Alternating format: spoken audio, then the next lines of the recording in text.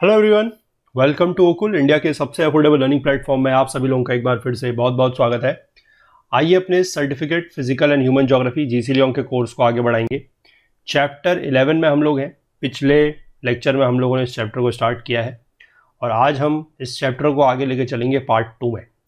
पिछले लेक्चर में हम लोगों ने आइलैंड्स के बारे में सीख लिया है, आज हम कोरल रीफ्स के बारे में सीखेंगे। ठीक है, तो वहाँ पर जो पिछले लेक्चर में आप लोगों को आइलैंड्स दिखाए गए थे सारे के सारे मैप वगैरह के थ्रू, आई होप कि आप लोगों को वो चीज़ समझ में आई होगी ज़्यादा बेहतर तरीके से। और वो मैप वगैरह में देख के आप लोग जो भी नाम वगैरह दिए गए थे आइलैंड्स के, जो भी टाइप ऑफ आइलैंड्स थे, इंडिविजुअल आइलैंड्स या फिर आइलैंड्स का जो ग्रुप आर्किपेलागोस था या जो फिर आइलैंड आर्क फेस्टून्स वगैरह थे, ठीक है, कोरल आइलैंड्स कहाँ कहाँ पर थे, वो सारी चीज़ें वहाँ पर आपको दिखाई गई हैं।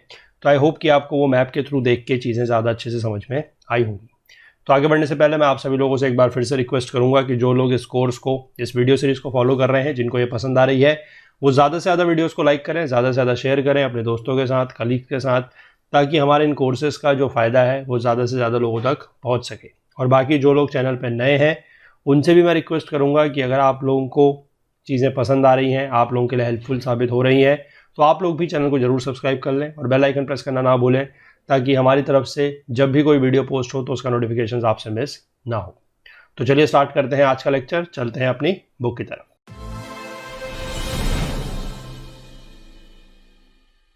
देखिए, कोरल रीफ्स स्टार्ट करने से पहले मैं आपका ध्यान एक बार कल के लेक्चर में ले जाना चाहूँगा कि जहाँ पर हमने लास्ट में कुछ कोरल आइलैंड्स देखे थे, जैसे कि अटलांटिक ओशन में हम लोगों ने देखे थे अबाउट योर बर्मुडा देखा था एक हमने, उसके बाद हमने पैसिफिक ओशन में आपको मैंने दिखाए थे Marshall Islands, we have the Gilbert and the Ellice islands.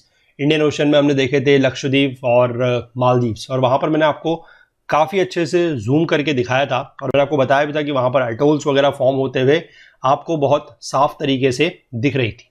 ठीक है, तो थोड़ा सा उसको आप रिकॉल कीजिए और फिर उसके बाद हम यहाँ पर स्टार्ट करते हैं कोरल रीफ्स। ठीक है, देखते हैं ये चीज़ क्या होती है। इन ट्रॉपिकल सीज, अब एक एक करके जो एक एक वर्ड यहाँ पर मैं बताते जाऊंगा, ठीक है, उसको आप लोग बहुत अच्छे से नोट डाउन करिएगा और ध्यान रखिएगा। ट्रॉपिकल सीज में होगा ये, ट्रॉपिकल सीज मतलब जो ट्रॉपिकल रीजन में है वहां पर। ठीक, many kinds of coral animals and marine organisms such as coral polyps, calcareous algae, shell forming creatures and lime secreting plants live in large colonies. ठीक है, सबसे पहली बात तो यह है कि जो ये कोरल होते हैं ये एनिमल है। ठीक, देखने में आपको लग सकता है कि ये प्लांट है, लेकिन ये प्लांट नहीं होते, ये एनिमल्स होते हैं। ठीक है, तो कोरल एनिमल्स हैं या फिर कुछ और मरीन ऑर्गेनिजम्स हैं, जैसे कि कोरल पॉलिप्स हैं, कुछ कैल्शेरियस एल्गी हैं। कैल्शेरियस का मतलब होता है रिलेटेड टू योर कैल्शियम, इनमें कैल्शियम होता है।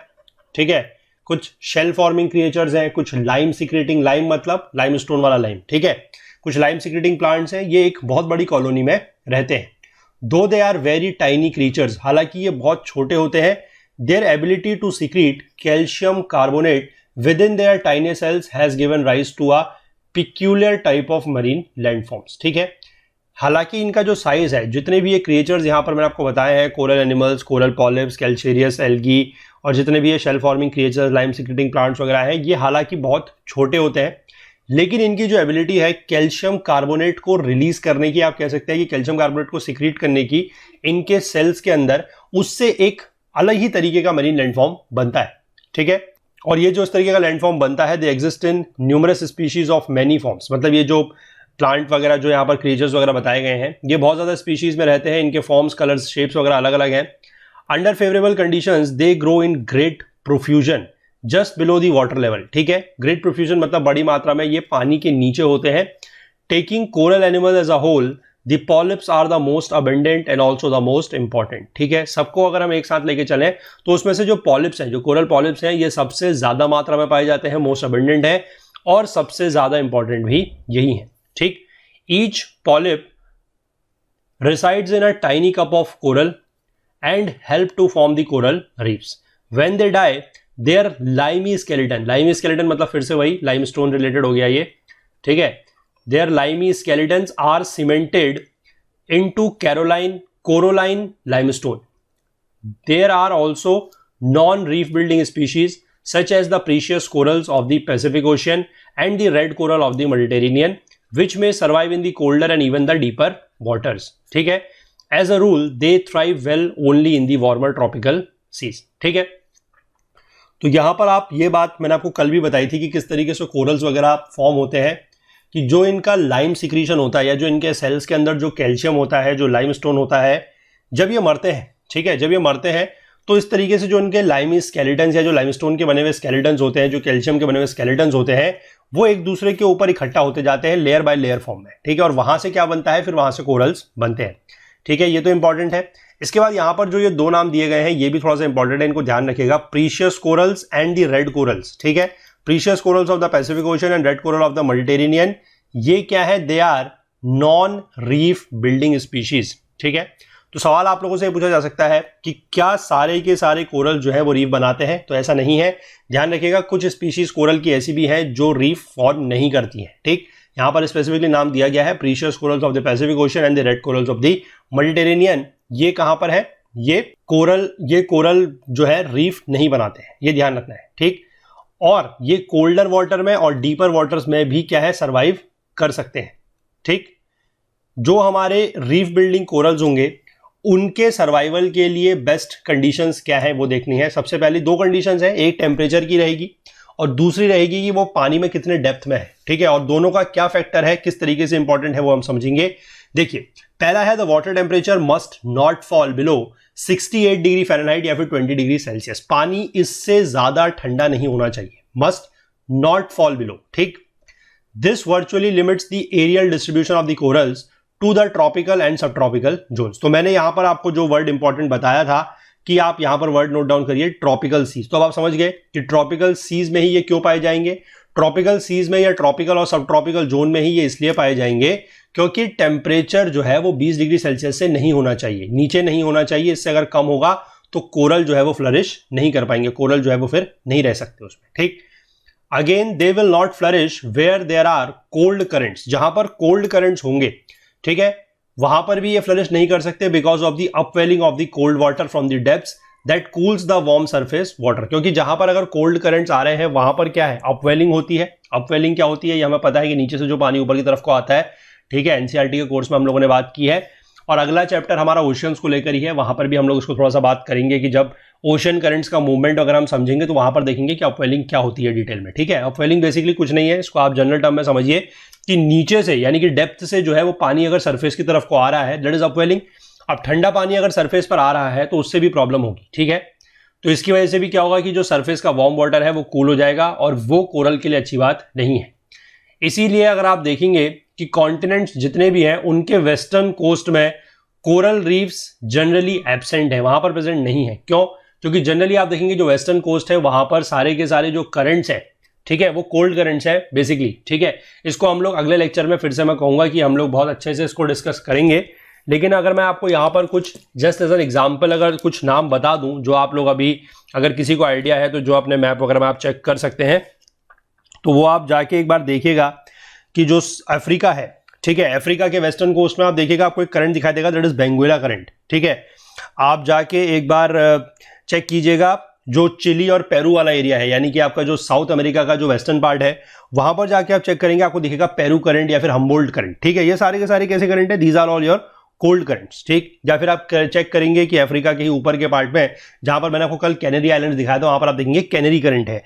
ठीक है, आप यूएसए के पास देखेंगे, यूएसए के वेस्टर्न कोस्ट में आपको एक करंट दिखाई देगा, दैट इज कैलिफोर्निया करंट। तो ये सारे के सारे जो करंट्स हैं these all are your cold currents, और इसीलिए कोल्ड करंट्स होने की वजह से आप समझ सकते हैं कि यहां पर कोरल रीफ्स जो है वो नहीं पाए जाएंगे। ठीक, इसके बाद on the other hand the warming effect of the warm currents, that is the Gulf Stream है जैसे, means that coral are found far to the north of the West Indies in the Atlantic Ocean. The Pacific and the Indian oceans however have the most numerous coral reefs. ये मैंने आपको कल बहुत अच्छे से फिर मैं कहूंगा, इसीलिए मैं हमेशा एक चीज कहते आया हूं कि आप चैप्टर्स को या लेक्चर्स को स्किप मत कीजिए। ठीक है, जैसे अब अगर यहां पर ये लाइन लिखी गई है कि पैसिफिक और इंडियन ओशन में बहुत ज्यादा कोरल्स होते हैं, तो जैसी मैंने ये लाइन बोली, जिसने कल का लेक्चर देखा है उसके माइंड में एकदम से आ जाएगा कि पैसिफिक आइलैंड में हम लोगों ने आइलैंड्स देखे थे, मार्शल आइलैंड्स हमने देखे थे, गिलबर्ट एंड एलिस आइलैंड, और वहां पर मैंने आपको बहुत अच्छे से जूम करके दिखाए थे जो कोरल्स वगैरह वहां पर बन रहे थे, जो एडोल्स वगैरह बन रहे थे वो दिखाए थे। इंडियन ओशन में मैंने आपको दिखाया था लक्षद्वीप, उसके नीचे मैंने आपको दिखाया था मालदीव्स। तो इसीलिए मैं हमेशा ये चीज कहता हूं कि जो चीजें आप लोगों के लिए जिस तरीके से बनाए जा रहे हैं लेक्चर्स, उनके पीछे कोई एक थॉट है, कोई एक थिंकिंग है कि जो आप लोगों के लिए बेस्ट पॉसिबल हो सकता है, जिससे आप चीज़ों को बार बार ना पढ़ें और फिर भी आपको चीज़ें जो है वो याद रहें। ठीक है, एक साइंटिफिक तरीका उसमें यूज़ किया जा रहा है कि आप लोग अगर इमेजेस देखते हैं तो you recall them very easily. ठीक है, और वो आपके माइंड में जो उसका इंप्रेशन है वो काफ़ी लंबे समय तक रहता है। तो इसलिए थोड़ा सा इन चीज़ों को आप ध्यान दीजिए और लेक्चर्स को स्किप मत कीजिए। तो जैसे ही मैंने यहाँ पर ये बोला कि पैसिफिक और इंडियन ओशियंस में बहुत ज़्यादा कोरल रीफ्स है, तो आपके माइंड में वो इमेज जो है कल मैंने दिखाई थी कि पिछले लेक्चर में, वो आपके माइंड में आ जानी चाहिए। ठीक है, तो पहली चीज़ तो टेम्परेचर की हो गई कि टेम्परेचर इनको गर्म चाहिए, 20 डिग्री से कम का टेम्परेचर नहीं होना चाहिए, इसीलिए ये ट्रॉपिकल और सब ट्रॉपिकल रीजन में पाए जाएंगे। Western coast of the islands या जो कॉन्टिनेंट्स हैं उसमें ये इसलिए नहीं पाए जाते, क्यों? क्योंकि वहां पर ज्यादातर कैसे करंट्स हैं? Cold currents. और कोल्ड करंट्स की वजह से क्या है, अपवेलिंग होगी पानी की, और अपवेलिंग होने की वजह से भी ये जो कोरल्स हैं वो वहां पर नहीं रह सकते। ठीक हो गया। चलिए दूसरा जो फैक्टर है वो देख लेते हैं। दूसरा है depth of the water. Depth of the water जो है वो 30 फैदम या फिर 180 फीट से ज्यादा नहीं होनी चाहिए। क्यों? क्योंकि इससे नीचे फिर सनलाइट जो है वो नहीं जा पाती। सनलाइट जो है वो बहुत ज्यादा फेंट हो जाती है फोटोसिंथेसिस को टेक प्लेस करने के लिए, यानी कि फोटोसिंथेसिस होने के लिए। अच्छा, अब आपके बात यहां पर इतना अगर आप मतलब इतना ही अगर आपने पढ़ा तो आपके माइंड में एक चीज आ सकती है कि हम कह रहे हैं कि कोरल तो एनिमल है और हम बात कर रहे हैं फोटोसिंथेसिस की, तो एनिमल तो फोटोसिंथेसिस करेगा नहीं। फोटोसिंथेसिस कौन करेगा? फोटोसिंथेसिस तो प्लांट करता है। अब तो इसीलिए यहां पर आपको ध्यान देना है कि फोटोसिंथेसिस जरूरी कोरल के लिए नहीं है। फोटोसिंथेसिस जरूरी उस एल्गी के लिए, उस माइक्रोस्कोपिक एल्गी के लिए है जिसके ऊपर कोरल अपने सर्वाइवल के लिए डिपेंड करता है। ठीक है, यही चीज यहां पर लिखी गई है, to faint for photosynthesis to take place. और ये फोटोसिंथेसिस एसेंशियल किसके लिए है? For the survival of the microscopic algae, जिसके ऊपर कोरल पॉलिप डिपेंड करता है। ठीक है, और ये जो एल्गी होती है इसका नाम होता है ज़ूनथलाई। ठीक है, इस एल्गी का नाम होता है ज़ूनथलाई। ज़ूनथलाई ये माइक्रोस्कोपिक एल्गी है जो कोरल्स को दो तरीके की हेल्प प्रोवाइड करती है। पहला है कि कोरल को ये खाना देती है यानी कि फूड, और दूसरा ये कोरल्स को कलर देती है। ठीक है, और बदले में कोरल इसको रहने के लिए जगह देता है। ये चीज हम अपने एनवायरनमेंट के कोर्स में बहुत अच्छे से बहुत डिटेल में डिस्कस कर चुके हैं कि coral polyps and the zooxanthellae, this microscopic algae, forms a symbiotic relationship. इनके बीच में एक सिम्बायोटिक रिलेशनशिप होता है, that is a plus plus kind of relationship. ठीक है, ये सारी की सारी बातें मैं क्या कर रहा हूं, जिसने एनवायरनमेंट के कोर्सेज हमारे देखे हैं, पढ़े हैं, बहुत अच्छी बात है, उन लोगों को ये चीज बहुत क्लियरली समझ में आ रही होगी। लेकिन अगर जिसको नहीं पढ़े हैं, जिसने वो चीजें मिस करी हैं, तो मैं आपको एक बार रिक्वेस्ट करूंगा, नीचे डिस्क्रिप्शन बॉक्स में भी आप जाके चेक कर सकते हैं, या फिर आप यहां पर जो आई बटन है वहां पर क्लिक कीजिएगा। कोरल रीफ्स का वीडियो जो हमारे एनवायरनमेंट के सेक्शन है, एनवायरनमेंट के हमारे जो कोर्स चल रहा है, उसमें हम लोगों ने इस चीज को लेकर बात करी है कि कोरल रीफ्स पूरा का पूरा क्या होता है।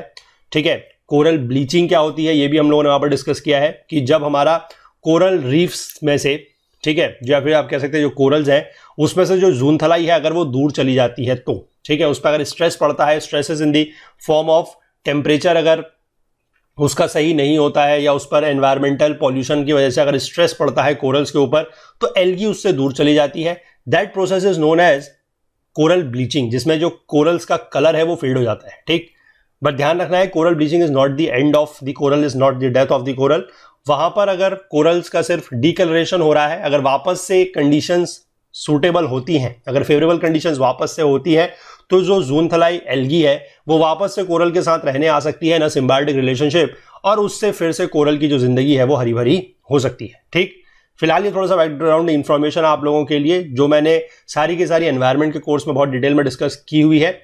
आप लोग जाके इसको एक बार मैं जरूर कहूंगा कि इसको वीडियो को देखिए, आपको पूरा का पूरा जो डिस्कशन है on the coral, coral reefs, ये वहां पर से क्लियर हो जाएगा। ठीक है, फिलहाल यहां पर जो दिया गया वो हम देखते हैं कि shallow water of less than 100 feet is ideal. ठीक है, कि इसके लिए 180 फीट से गहरा पानी नहीं होना चाहिए और 100 फीट की जो डेप्थ है वो आइडल है।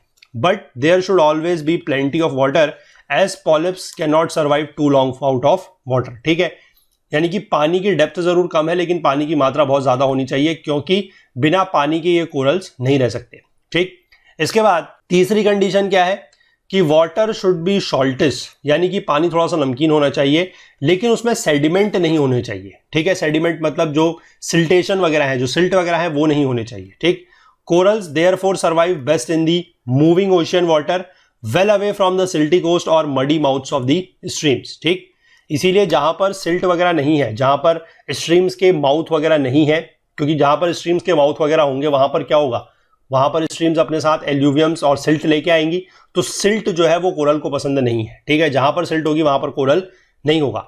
इसीलिए the corals are best developed on the seaward side of the reef where constantly moving waves, tides and ocean currents maintain an abundant supply of clear and oxygenated water. They also bring an adequate supply of food in the form of microscopic organisms. ठीक है, ये microscopic organisms अपने साथ लेके आता है जो पानी है, साथ ही साथ ये वेव्स, टाइड्स और करंट्स के फॉर्म में जब पानी मूव करता है on the seaward side of the reef, तो वहां पर क्लियर और ऑक्सीजनेटेड पानी इसको मिलता है, तो वो इसके लिए बेटर है, ठीक है। सिल्ट वगैरह इसको पसंद नहीं होते, ठीक हो गया ना।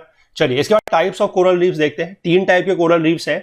सबसे पहला जो है that is your fringing reefs. Fringing reefs क्या होता है, ये ऐसी कोरल लाइन है जो लाई करती है close to the shore, extending outwards from the mainland, shore के पास, ठीक है, मतलब जो तट है उसके पास ये पाई जाएगी। It is sometimes separated from the shore by a shallow lagoon, ठीक है। लगून वगैरह क्या होता है, ये हम लोगों ने जो पिछला चैप्टर था हमारा कोस्टल लैंडफॉर्म्स का, वहां पर बहुत अच्छे से डिस्कस किया है, ठीक है, कि लगून्स वगैरह क्या है। इसीलिए मैं आपसे रोज कह रहा हूं कि चीजों को स्किप मत कीजिए, क्योंकि हर कंसेप्ट जो है वो एक के बाद एक आगे को रिलेटेड है। अगर आप पूरी की पूरी बुक जो है शुरुआती चैप्टर से लेकर अभी तक अगर फॉलो कर रहे हैं, तो आप यहां पर जो भी इस तरीके के टर्म्स आएंगे वो आप लोगों के लिए समझना कोई ज्यादा बड़ी बात नहीं है, ठीक है। लगून्स वगैरह क्या होता है हम लोगों को ये चीज पता है, ठीक। It is widest when fringing a protruding headland but completely absent when facing the mouth of the stream, ठीक है। जहां पर माउथ ऑफ द स्ट्रीम होगा वहां पर ये सबसे क्या होगी, वहां पर ऑलमोस्ट एब्सेंट होगी, और जहां पर जो हेडलैंड है, ठीक है, हेडलैंड प्रोट्रूडिंग होगा यानी कि बाहर की तरफ को निकला हुआ होगा, वहां पर ये फ्रिंजिंग जो है सबसे ज्यादा वाइड होगी। The outer as grows rapidly because of the splashing waves that continuously renew the supply of fresh food. जो इसकी आउटर एज है वो सबसे तेजी से ग्रो करेगी, क्यों, क्योंकि वहां पर जो वेव्स वगैरह आ रही हैं, जो करंट्स वगैरह से पानी आ रहा है, वो अपने साथ फ्रेश फूड लेके आ रहा है, ज्यादा इसको खाना मिल रहा है तो ये ज्यादा तेजी से ग्रो कर रहा है। The reefs may be about a mile wide, lying just above the level of low water and sloping steeply downwards on the seaward side of to a depth of about 100 feet, ठीक है। यहां पर आप इसको देख सकते हैं, fringing reefs आपको दिखाई गई है, ठीक है। जैसे ये लैंड है तो यहां पर इस तरीके की जो रीफ्स बनी है, दिस इज फ्रिंजिंग रीफ, और यहां पर आप देख सकते हैं ये किस तरीके से बिल्कुल जो शोर है, ठीक है, ये लैंड है, इस लैंड के बिल्कुल शोर के पास ये इस तरीके से बनी हुई है, ठीक है। जो दूसरी होती है that is your barrier reef, ठीक। बैरियर रीफ जो है that is separated from the coast by a much wider and deeper channels और लगून्स। अब इसके बीच में जो है, यानी कि जो बैरियर रीफ होगी और जो मेन लैंड है या फिर जो कोस्ट है, उसके बीच में जो सेपरेशन है वो या तो बहुत बड़ा कोई लगून होगा, ठीक है, या फिर कोई चैनल है वो जो काफी डीप होगा। और इस तरीके की जो रीफ होती है ये पार्शली पानी में डूबी हुई होती है, पार्शली सबमर्ज होती है, जहां पर ये पानी के ऊपर होती है, where it lies above the water level and sand can accumulate on it, a little vegetation is possible. यानी कि जहां पर मान लीजिए कि ये पानी के ऊपर है, क्योंकि जनरली तो ये पानी के नीचे है, सबमर्ज्ड है, जहां पर भी ये पानी के थोड़ा सा ऊपर है और इसके ऊपर अगर सैंड वगैरह एक्यूमुलेट हो सकती है, इकट्ठा हो सकती है, तो वहां पर थोड़ा बहुत वेजिटेशन भी जो है पॉसिबल है, ठीक।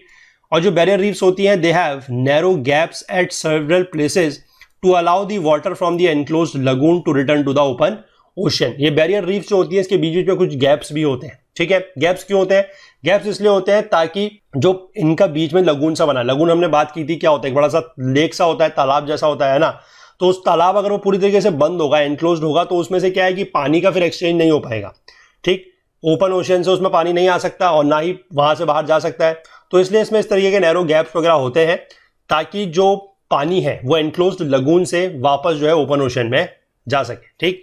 और इस तरीके के जो गैप्स वगैरह है they are very useful for shipping and provide the only entrances for ships to enter और लीव द लगून, ठीक है। तो ये शिपिंग के लिए भी बहुत बढ़िया इंपॉर्टेंट है। क्यों इंपॉर्टेंट है, क्योंकि इन गैप्स के थ्रू ही जो है वो शिप्स वगैरह भी पास कर सकते हैं। तो गैप्स, अगर मैंने जैसे आपको कहा कि गैप्स है, तो आप ये नहीं समझिएगा कि कोई बहुत छोटा सा एक उंगली का या इतना सा गैप है, ठीक है। गैप मतलब इतना बड़ा गैप है कि उसके थ्रू पूरा का पूरा शिप भी पास कर सकता है, ठीक। और यही गैप्स के थ्रू ही जो है उस लगून के जो पानी है वहां पर शिप आ जा सकते हैं, बाकी और कोई ऐसा जगह नहीं है जिसके थ्रू शिप्स जा सके, ठीक है। जो बेस्ट नोन बैरियर रीफ हमारा है ये तो बहुत ही कॉमन है, बहुत ही फेमस है, that is your Great Barrier Reef off the coast of Queensland. Australia का जो क्वींसलैंड का कोस्ट है उसमें पाया जाता है ग्रेट बैरियर रीफ, ठीक। इसकी जो लंबाई है ये 1200 मील के आसपास है, separated from the coast by a channel 100 miles wide in places and over 200 feet deep, ठीक है। यानी कि जो बीच का, यानी कि जो मेन लैंड से और जो हमारा जहां पर ये पाया जाता है कोरल रीफ, ठीक है, ग्रेट बैरियर रीफ, उसके बीच में जो वाटर बॉडी है वो 100 मील वाइड है और 200 फीट गहरी है, ठीक है। चलिए इसके बाद हम तीसरे टाइप का देख लेते हैं, दैट इज योर अटोल्स, ठीक है। अटोल्स मैंने आपको कल मैप में दिखाए भी थे। अटोल्स क्या होते हैं? They are similar to barrier reef except that they are circular in shape, ठीक है। ये सिर्फ सर्कुलर होते हैं, बाकी इनका ऑलमोस्ट आप कह सकते हैं कि जो बनावट है या जो इनका फॉर्मेशन है वो लगभग बैरियर रीफ्स की तरह ही होता है। Enclosing a shallow lagoon without any land on the centre, यानी कि बीच में कोई लैंड नहीं है, सिर्फ और सिर्फ एक लगून है, ठीक है।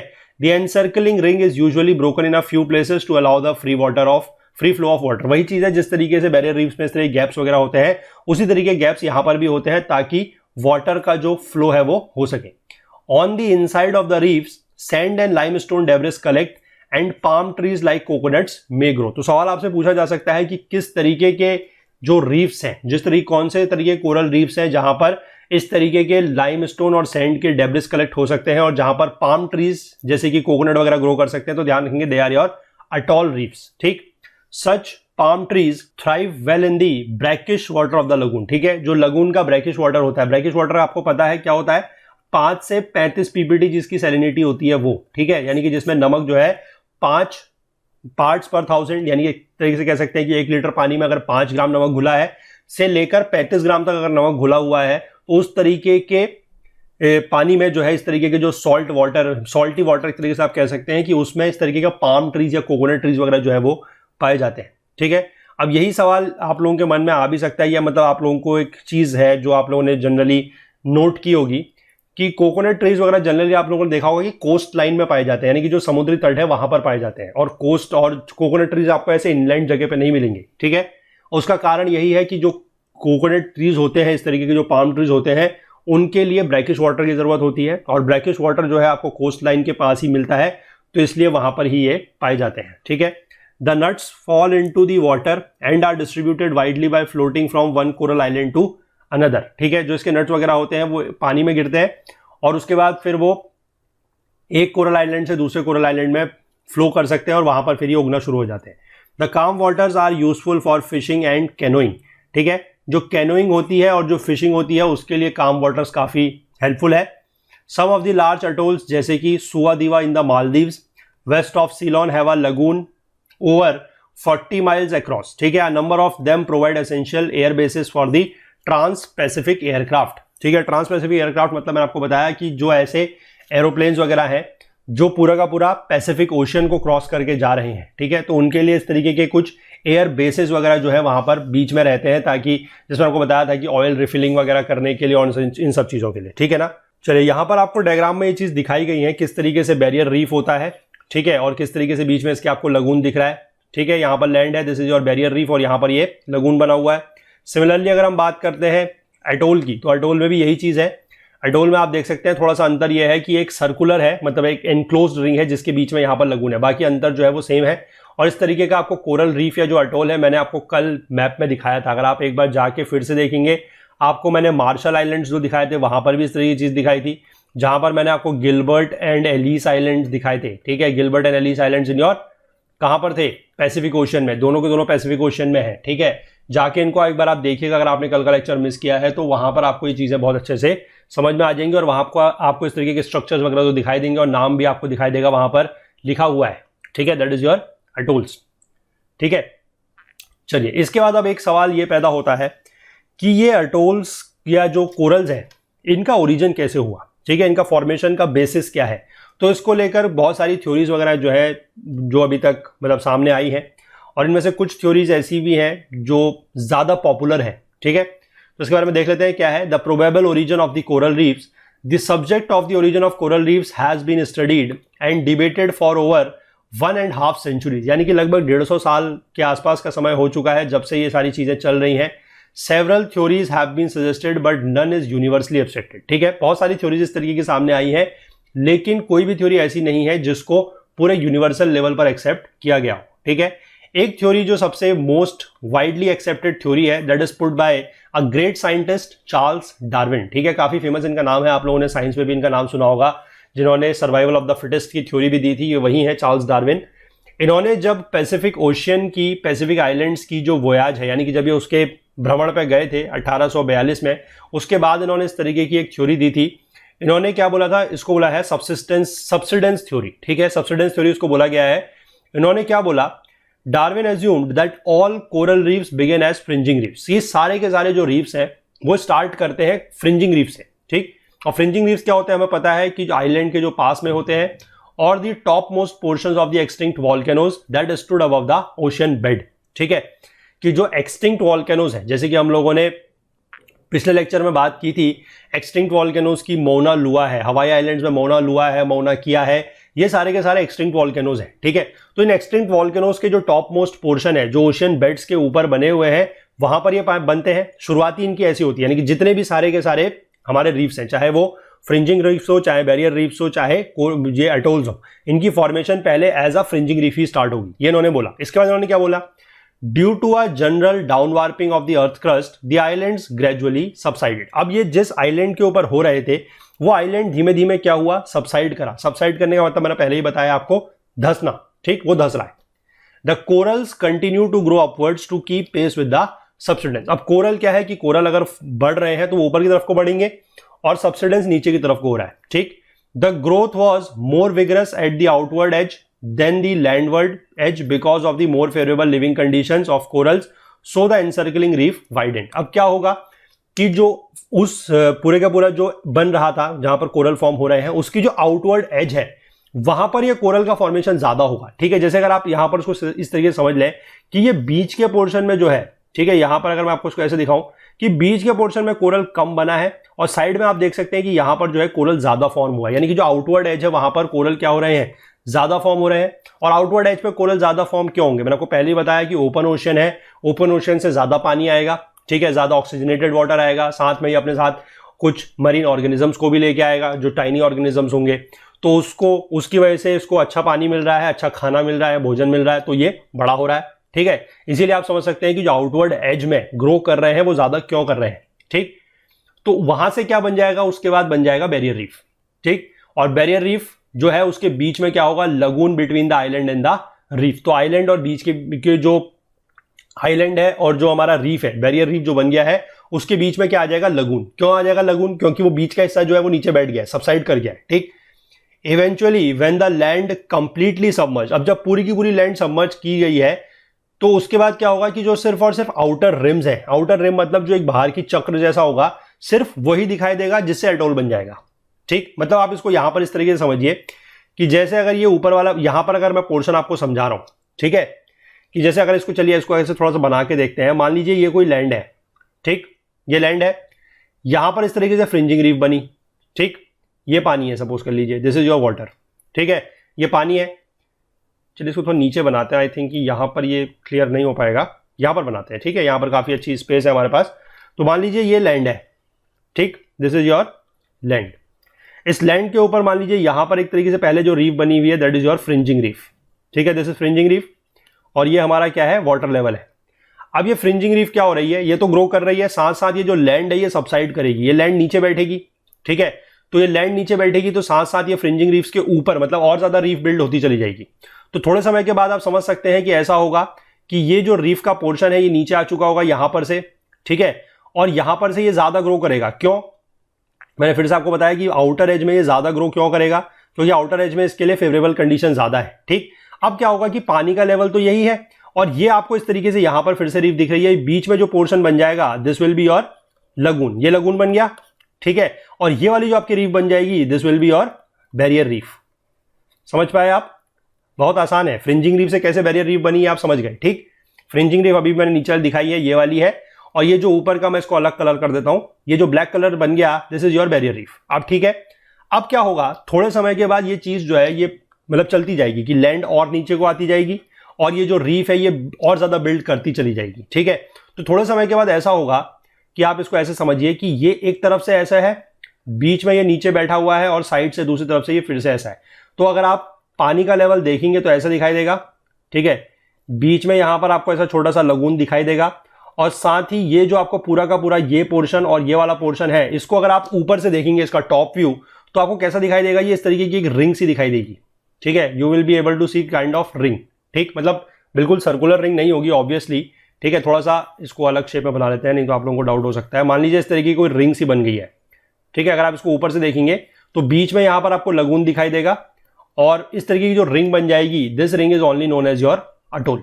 ठीक, तो मतलब आप समझ सकते हैं कि कैसे लैंड का सब्सिडेंस हो रहा है और कोरल्स जो है वो ऊपर की तरफ को ग्रो कर रहे हैं, तो उसकी वजह से हमारा पहले फ्रिंजिंग रीफ से स्टार्ट होता है, then it becomes your barrier reef and then finally it turns out to be atoll reef. ठीक है, ये चीज आप यहां पर समझ गए, यही चीज यहां पर लिखी गई है। The submerged island was covered by a layer of sediment so that the characteristic circular lagoon is generally shallow. ठीक है, सर्कुलर लगून जो आपको दिखाया वो थोड़ा छोटा भी है, मतलब शैलो है, उसकी ज्यादा डेप्थ नहीं है। दस the atoll marks the position of the former islands. ठीक है, ये मैंने आपको फिगर में किस तरीके से होगा बिल्कुल क्लियरली समझा दिया है।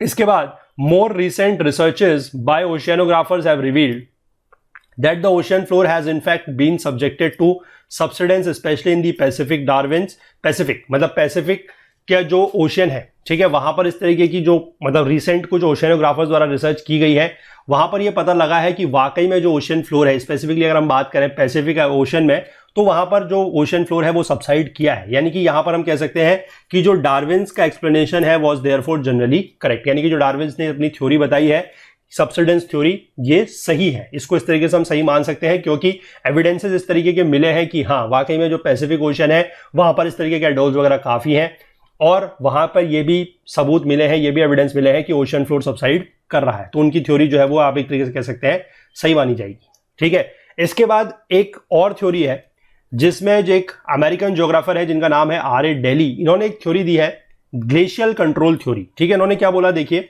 इन्होंने ये थ्योरी आई है 1910 में, यानी कि आप कह सकते हैं कि लगभग डार्विन की जो थ्योरी आई थी 1940s में, उसके 60 साल के बाद, ठीक है, अराउंड 50-60 साल के बाद आई है। इसमें इन्होंने क्या बोला है, ये गए थे हवाई आइलैंड में मौना किया में। ठीक है, मौना किया कहां पर है, जहां पर हमने कल हवाई आइलैंड में मौना लुआ देखा है, उसी का थोड़ा सा आप ऊपर देखिएगा, अराउंड मैं कहूंगा नॉर्थ वेस्ट डायरेक्शन में, नहीं सॉरी नॉर्थ ईस्ट डायरेक्शन में देखिएगा, थोड़ा सा आपको वहां पर ऊपर एक आइलैंड और दिखेगा, मतलब उसी आइलैंड का पार्ट है, दैट इज योर मौना किया। ये भी एक एक्सटिंक्ट वोल्केनो है। ठीक है, इन्होंने यहां पर क्या देखा, ही noticed the close relationship between glaciation and the development of the coral reefs. जो ग्लेशिएशन होता है और जो डेवलपमेंट ऑफ कोरल रीफ्स है उसके बीच में इन्होंने एक क्लोज रिलेशनशिप देखा। इन्होंने क्या देखा, he believed that during the height of the ice ages, जिस समय आइस एज थी, पानी बहुत ठंडा था for any coral growth to take place, क्योंकि हमें पता है कि कोरल जो है वो बहुत ठंडे पानी में नहीं होते। हमने बात कर ली है कि 20 डिग्री से कम पानी नहीं होना चाहिए, और आइस एज के दौरान तो बहुत ठंडा होगा पानी, क्योंकि उस समय तो आइस एज है, बर्फ है, सारा का सारा बर्फीला पानी है, तो पानी बहुत ठंडा था, इसलिए उस समय वहां पर कोई भी कोरल्स ग्रोथ नहीं करते थे। ठीक, with the absence of the coral barrier marine erosion was able to attack the and lower the islands. अब लेकिन मरीन इरोजन तो हो रहा है, ठीक है, क्योंकि ग्लेशिएशन अगर ग्लेशियर्स अपने साथ फॉर्म कर रहे हैं, वो चल रहे हैं, तो क्या हो रहा है, इरोजन हो रहा है, तो मरीन इरोजन होने की वजह से आइलैंड तो नीचे हो रहे थे। ठीक है, ये बात आप समझ गए। इसके बाद जब वार्मर क्लाइमेट आया, जब आइस एज कंप्लीट हुई, उसके बाद जब वार्मर क्लाइमेट आया तो क्या हुआ, the water that was locked up in the ice sheets melted. अब जो आइस शीट्स में पानी था, ठीक है, आइस शीट्स वगैरह क्या है ये हम लोग ने ग्लेशिएशन में बात की हुई है। ठीक है, मतलब बड़े बड़े जो इस तरीके के आइस पीसेज होते हैं, आइस शीट्स क्या है, जब टेम्परेचर बढ़ा, जब वार्मर क्लाइमेट आया तो आइस शीट्स पिघले, और आइस शीट्स पिघले तो उससे क्या है, पानी निकला। ठीक, अब इसके पानी निकलने की वजह से क्या हुआ कि there was a rise in the sea level which in some cases submerged these lower islands. तो आइलैंड्स जो पहले मरीन इरोजन होने की वजह से सबसाइड कर गए थे, अब जब पानी बढ़ा तो क्या हुआ, जब पानी बढ़ा तो उससे क्या हुआ कि वो फिर डूब गए। ठीक, क्योंकि पानी बढ़ गया है और थोड़ा सा आइलैंड नीचे हो गए तो ये डूब गए। ठीक, on these wave planned platforms, ठीक है, यानी कि जो वेव के द्वारा प्लेन किए जा चुके हैं प्लेटफॉर्म्स, वहां पर कोरल जो है क्या हुए, वहां पर देखिए corals began to grow upwards at the rate of a foot in a decade to keep the pace with the rising water level. अब पानी का लेवल बढ़ रहा है और कोरल्स जो है वो भी ऊपर की तरफ को बढ़ रहा है, और इनके बढ़ने की जो रेट है वो कितना है, एक डिकेड में, यानी कि एक 10 साल के टाइम पीरियड में ये 1 फुट तक, यानी कि 1 फीट के आसपास ये बढ़ रहे हैं। ठीक है, 1 फीट नहीं बोलते, वैसे 1 फुट ही बोला जाता है। ठीक है, फुट मतलब जो 12 इंच होता है। ठीक है, पता होगा आप लोगों को, I think 12 inch equal to 1 foot. ठीक, और ऐसा क्यों हुआ, क्योंकि जो वाटर लेवल बढ़ रहा था उसको साथ साथ ये भी बढ़ते गए। ठीक, coral reefs where islands still project above sea level and atolls were this form. ठीक है, कोरल रीफ जहां पर आइलैंड जो है वो सी लेवल के ऊपर थे, वहां पर अटोल्स फॉर्म हुए। और recent evidence of boring through the coral formation seem to favour Daly's explanation of a change in the sea level and consequent erosion of the islands. ठीक है, जो बोरिंग वगैरह की गई है कोरल फॉर्मेशंस के थ्रू, वहां पर ये चीज जो है, जो दिल्लीज ने एक्सप्लेनेशन दिए हैं, वो मतलब एक तरीके से आप कह सकते हैं कि सही पाए गए हैं कि जो सी लेवल में चेंज हो रहा है या फिर जो आइलैंड्स में इरोजन हो रहा है उसकी वजह से। ठीक, however the deepest borings reveal basaltic rocks. जो सबसे ज्यादा डीप ड्रिलिंग की गई है या बोरिंग की गई है, वहां पर पता लगा है कि बसाल्टिक रॉक्स पाए गए हैं। ठीक, these correspond to the subsided islands envisaged by the Darwins. तो जो डार्विन ने बोला था कि जो हमारे आइलैंड सबसाइड करे हुए हैं, ये उसी के पार्ट है। ठीक है, जहां पर बसाल्टिक रॉक्स पाए गए हैं। इसीलिए इन दोनों थ्योरीज का जो कॉम्बिनेशन है, it accounts for all the important features of the coral reefs and atolls. तो इसीलिए ये जो दोनों थ्योरीज हैं, R.A. डेली की थ्योरीज और चार्ल्स डार्विन की जो थ्योरी है, यानी कि जो ग्लेशियल वाली थ्योरी है और जो सबसिडेंस वाली थ्योरी है, ये दोनों के दोनों कैसी रही है, मतलब एक तरीके से आप कह सकते हैं कि मोस्ट एक्सेप्टेड। ठीक है, और जो मैंने आपको ऊपर चीज समझाई थी वो यहां पर आप फिर से एक बार देख सकते हैं। ठीक है, कि ये जो है डार्विन की थ्योरी के अकॉर्डिंग बनाया गया कि यहां पर पहले फ्रिंजिंग रीफ बन रही है, उसके बाद ये थोड़ा सा पोर्शन नीचे की तरफ को जा रहा है, रीफ्स और ज्यादा बन रही हैं, तो यहां पर क्या बन गया है, this has become a barrier reef. ठीक है, थोड़ा सा बीच में इस तरीके का लगून वगैरह है। उसके बाद जब ये और ज्यादा फॉर्म होता है, पूरे का पूरा यहां पर इस तरीके का बन जाएगा, आपको एक चेन सी दिखाई देगी जो सर्कुलर एनक्लोज रिंग है, then it becomes an atoll. ठीक, सिमिलरली अगर हम बात करें जो दिल्ली की थ्योरी है, R.A. डेली की, इसके अकॉर्डिंग क्या है कि यहां पर इस तरह के कोरल रीफ्स वगैरह फॉर्म हुए हैं। ठीक है, फिर ये पूरा का पूरा जो नीचे हुआ, यानी कि जो हमारा आइलैंड है वो नीचे हुआ। क्यों नीचे हुआ? सबसिडेंस होने की वजह से। ठीक है, उसके बाद जो समुद्र का पानी है, जो फॉर्मर सी लेवल है, वो इस तरीके से ऊपर है। ठीक है, इसके बाद यहां पर क्या है कि सी लेवल जो है वो ऊपर को बढ़ रहा है और कोरल भी ऊपर की तरफ को बढ़ रहे हैं, तो वहां पर क्या हो रहा है कि अटोल फॉर्मेशन हो रहा है। और बीच में इस तरीके का आपको यहां पर जो ये छोटा सा आप ऐसा पोर्शन देख रहे हैं, यहां पर क्या बन गया है, शैलो लगून्स। ठीक है, तो सारे के सारे जो हमारे थ्योरीज हैं, मतलब हम कह सकते हैं कि जो ये जो दो थ्योरीज हैं of the Darwin and R.A. Daily, ये दोनों की दोनों थ्योरी ऐसी हैं जो इन चीजों को बहुत ही भली भांति तरीके से प्रूफ करती है कि हाँ, किस तरीके से अटोल्स फॉर्मेशन हुआ है, किस तरीके से कोरल फॉर्मेशन हुआ है। ठीक है, तो आई होप कि आप लोगों को ये चैप्टर जो है बहुत ही अच्छे से समझ में आया होगा।